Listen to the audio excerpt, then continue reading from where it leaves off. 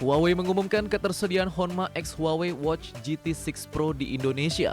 Jam tangan pintar ini hadir melalui kemitraan lintas industri dengan Honma membawa DNA desain yang terinspirasi dari sejarah dan identitas golf Jepang.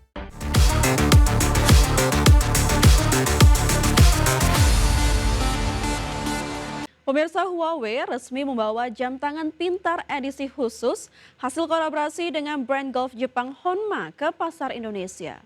Produk ini menyatukan desain ikonik dunia golf dengan performa smartwatch kelas flagship. Huawei mengumumkan ketersediaan Honma X Huawei Watch GT6 Pro di Indonesia. Jam tangan pintar ini hadir melalui kemitraan lintas industri dengan Honma membawa DNA desain yang terinspirasi dari sejarah dan identitas golf Jepang, sementara Huawei menyempurnakannya dengan performa smartwatch flagship yang dirancang untuk mendukung permainan golf profesional.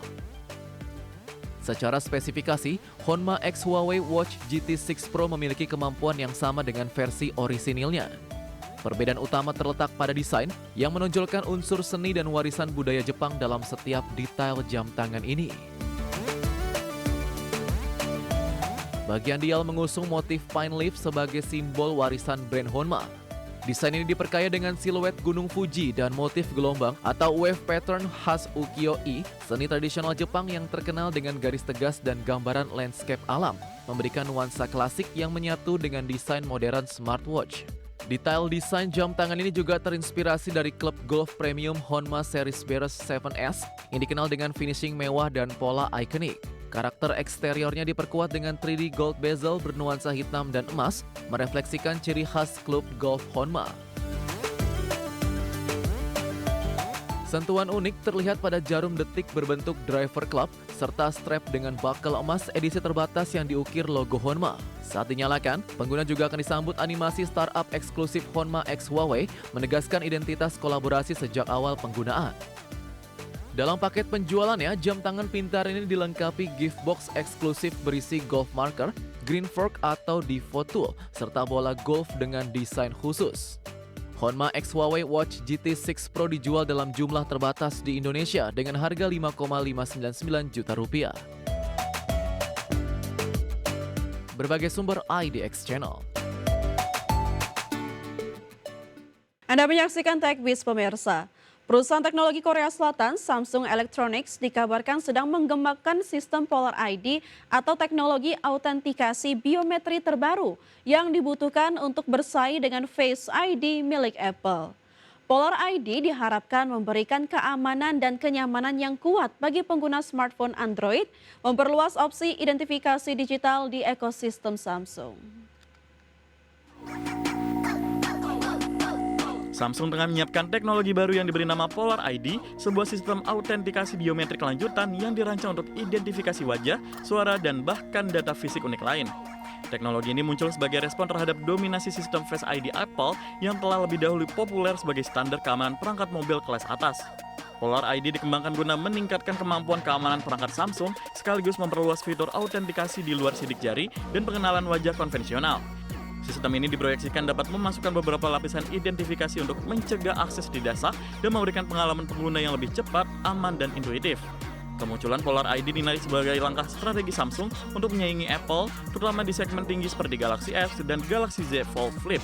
Apple Face ID dikenal luas karena keakuratannya dengan integrasi yang dalam dengan fitur ekosistem iOS, sehingga Samsung ingin menghadirkan pengalaman autentifikasi yang lebih canggih dan kompetitif di Android.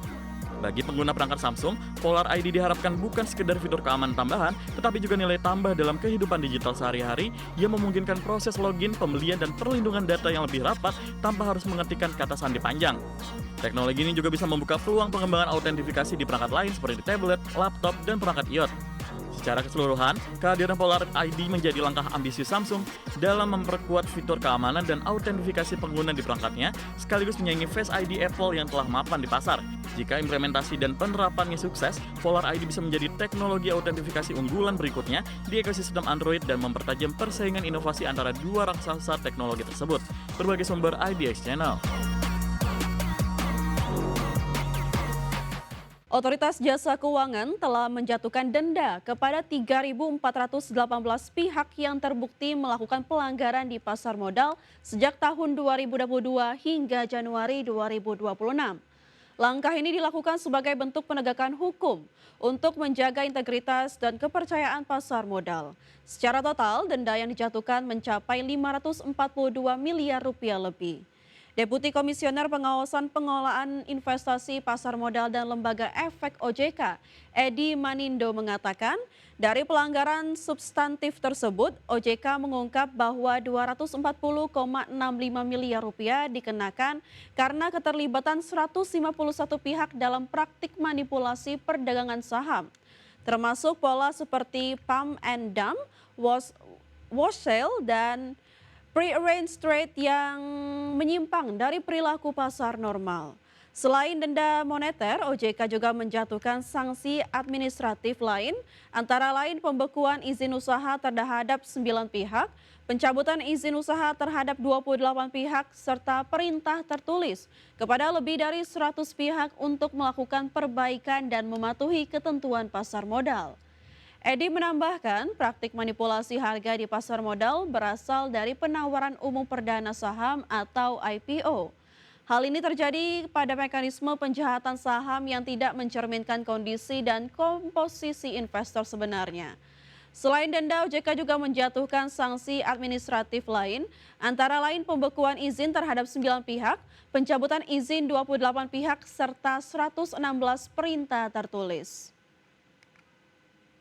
Mana dari 382,58 miliar ini itu 240,65 miliar itu dikenakan karena terkait manipulasi perdagangan saham itu kepada Pemirsa, pengelola gerai Mr. DIY PT Daya Inti Gunayasa Tbk resmi memulai program kepemilikan saham karyawan atau MISOP tahap pertama, di mana perseroan akan mengkonversi lebih dari 21 juta lembar saham baru dengan harga pelaksanaan Rp1.650 per saham.